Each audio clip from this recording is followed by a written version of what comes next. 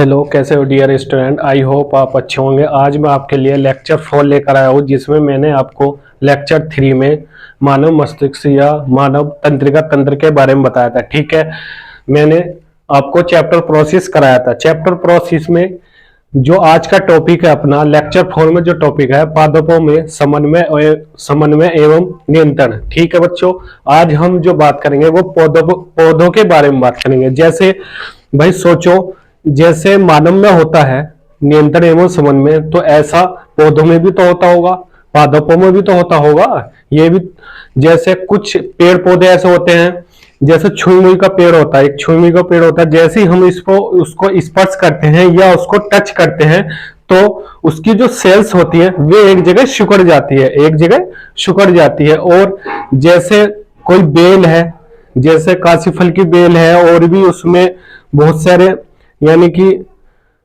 जैसे तोरी की बेल है, उसमें जो उसके जो प्रवर्ध या जो एक निकोली टाइप की एक नलिका निकलती है, तो वो जैसे उसके पास में कोई हम चीज रख देते हैं या कोई लकड़ी रख देते हैं तो वो उस पर वो अपने आप को उस पर लपेट लेती है। ठीक है, आज जो बात करेंगे हम पेड़ पौधों के बारे में बात करेंगे। लेक्चर 4 चैप्टर का नाम है चैप्टर नियंत्रण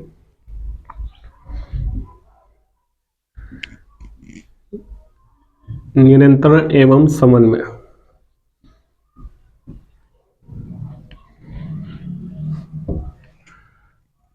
लेक्चर 4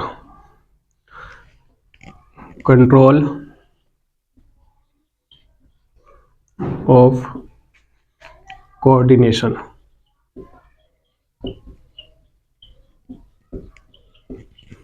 लेक्चर 4, ठीक है बच्चों, आज जो है लेक्चर 4 है, इसमें हम बात करेंगे पौधों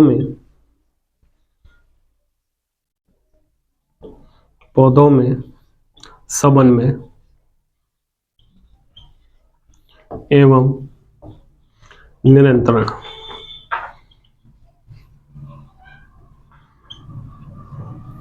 ठीक है, इसमें अपन पादपों के हार्मोन्स के बारे में बात करेंगे। ठीक है, पादपों में समन्वय एवं नियंत्रण, पहले इसकी ही डेफिनेशन बताता हूं। ठीक है, डेफिनेशन जैसे पौधों में समन्वय एवं नियंत्रण, पौधों में समन्वय एवं नियंत्रण पादपों में हार्मोन्स के द्वारा होता है। ठीक है, इसमें जो है जो नियंत्रण होता है और समन्वय जो होता है वो पौधों हार्मोन्स के द्वारा होता है। ठीक है, हार्मोन्स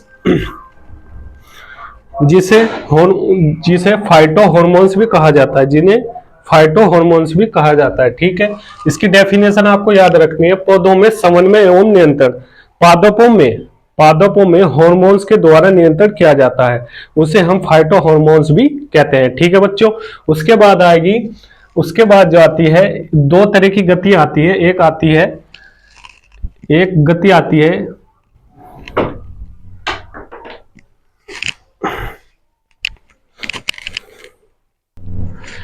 पादपों में, जो है दो प्रकार की गति दर्शाते हैं। ठीक है, एक गति का नाम है, दो प्रकार की गति दर्शाते हैं पादप दो प्रकार की गति दर्शाते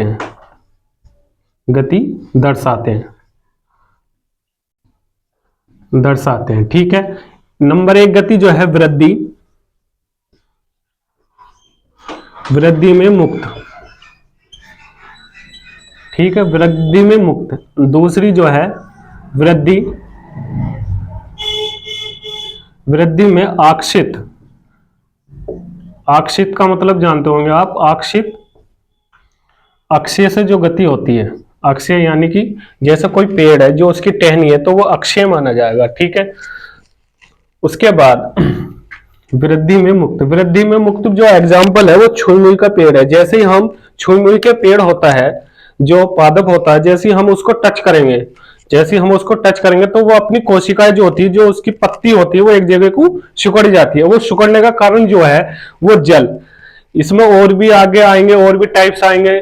मैं आपको बताऊंगा, अनुवर्ती होती है, एक अनुवर्ती गति होती है जो उसमें है, उसमें कई टाइप्स के होते हैं, 5 टाइप्स आएंगे, मैं उसके बारे में बताऊंगा। तो छुई मुई के पेड़ जो होता है उसमें जल जल के द्वारा गति होती है, तो इसलिए उसमें जल अधिक मात्रा में होता है। जैसे ही हम उसको टच करेंगे तो वो एक जगह को सिकुड़ जाती है। और जो वृद्धि में वृद्धि वृद्धि में अक्षित होती है, वृद्धि में अक्षित जो होती है, जैसे कोई वस्तु है, जैसे कोई बेल है, जो जैसे अमर बेल होती है, और हम उसकी साइड में कोई वस्तु रख देते हैं, या कोई वस्तु या कोई स्टिक या कुछ भी रखते हैं, तो उस पर आकर्षित हो जाती है प्रेतान के द्वारा। प्रेतान होता है एक, प्रेतान के द्वारा वो उस पर आकर्षित हो जाती है, यानी कि उस पर लिपट जाती है। ठीक है, ये वृद्धि में आकर्षित, इसका दोनों के मैंने एग्जाम्पल आपको बता दिया है। ठीक है,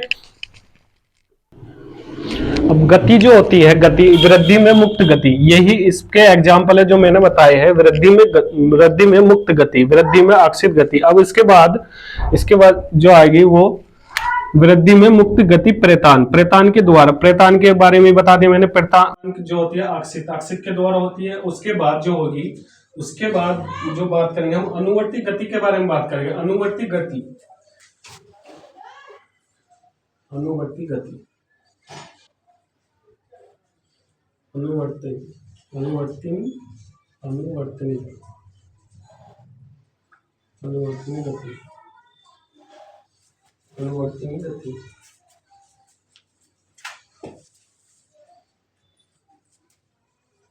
कितने टाइप्स की होती है? 5 टाइप्स की होती है। ठीक है, एक होगी प्रकाश, प्रकाशानुवर्ती। ठीक है, दूसरी होगी गुरुत्व,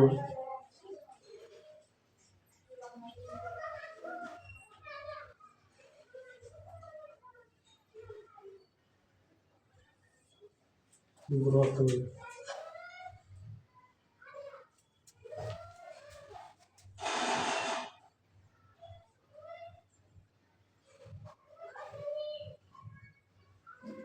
वर्तनी, प्रकाशानुवर्तनी। ठीक है, उसके बाद 3 होगी प्रकाश होगी, और गुरुत्व होगी, और उसके बाद होगी, उसके बाद होगी रसायनवर्ती, रसायन, रसायन वर्तनी, लेक्चर 5 होगी जल।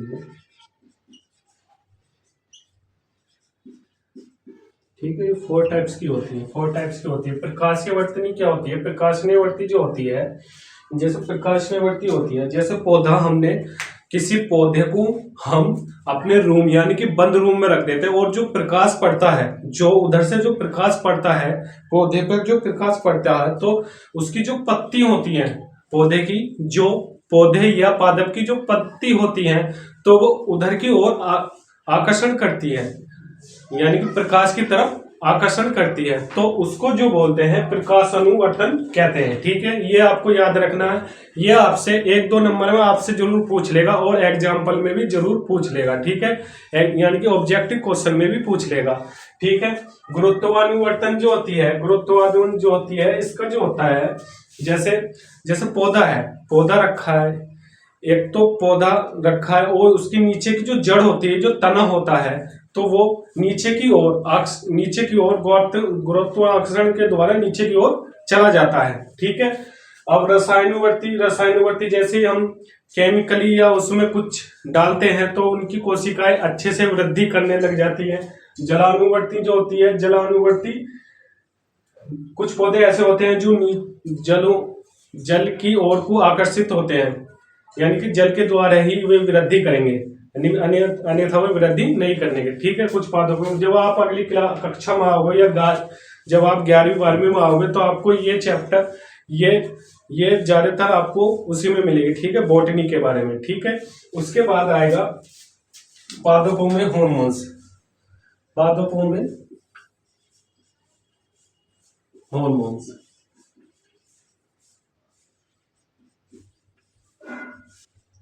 पादपों में हॉर्मोन्स। ठीक है, हार्मोन्स कौन कौन से होते हैं? पादपों में हार्मोन्स जो है, पादपों में रासायनिक समन्वय, ठीक है, पादपों में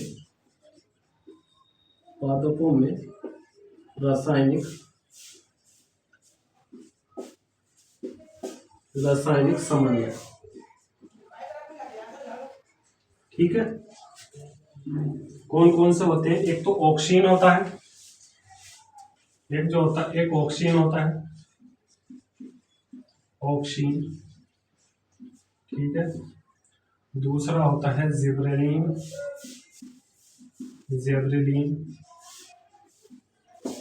एक होता है साइटोकाइनिन, ठीक है। एक होता है इथाइलिन, ठीक है बच्चों। इथाइलिन, ये 4 टाइप्स के होते हैं। इथाइलिन हो गया, और तुम्हारा एब्जोलिक अम्ल और होता है, एब्जोलिक अम्ल,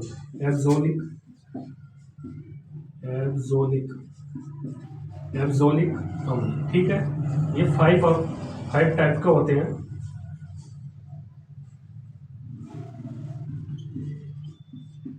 ये जो करते हैं, ये इनका जो कार्य होता है, ये सभी का कार्य क्या होता है?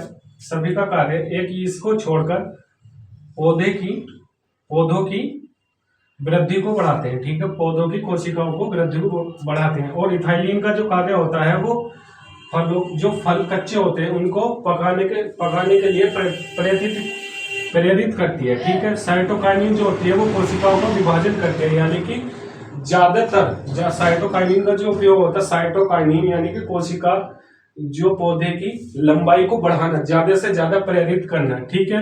वो जेब्रेलिन ये भी वृद्धि करती है, और इनके यानी कि इनकी फलों की संख्या बढ़ाना या फूलों की संख्या बढ़ाना, इस तरह से होती है, ठीक है।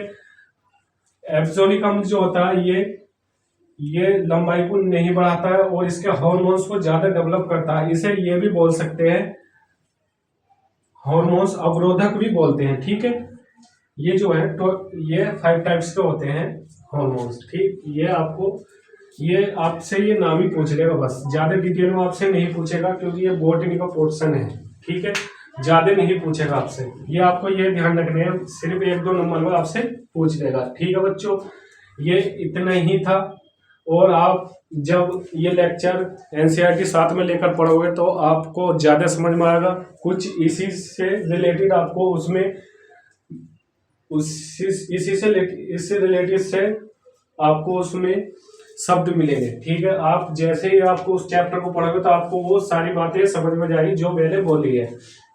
और उसके बाद डायग्राम भी है, कुछ डायग्राम आप इसमें इंक्लूड कर लेना तो आपको, और डायग्राम वैसे ये ज्यादा इंपॉर्टेंट नहीं है, लेकिन इसमें से यहाँ से पूछा जा सकता है। ये जो ऑक्सीन, जिब्रेलिन, ये वेरी मोस्ट है, ये जो है ये हार्मोन्स जो है ये मोस्ट है। यहाँ से ही आपसे क्वेश्चन ऑब्जेक्टिव में पूछ लेगा 1-2 नंबर में, ठीक है बच्चों। आई होप आपको ये लेक्चर पसंद आया होगा। इस लेक्चर को ज़्यादा से ज़्यादा शेयर करें और लाइक करें, चैनल को सब्सक्राइब जरूर कर लें। आपको यहाँ पर फ्री आपको सारा सिलेबस आपको यहाँ पर मिलेगा, ठीक है। Bye bye, take care. Mic गया।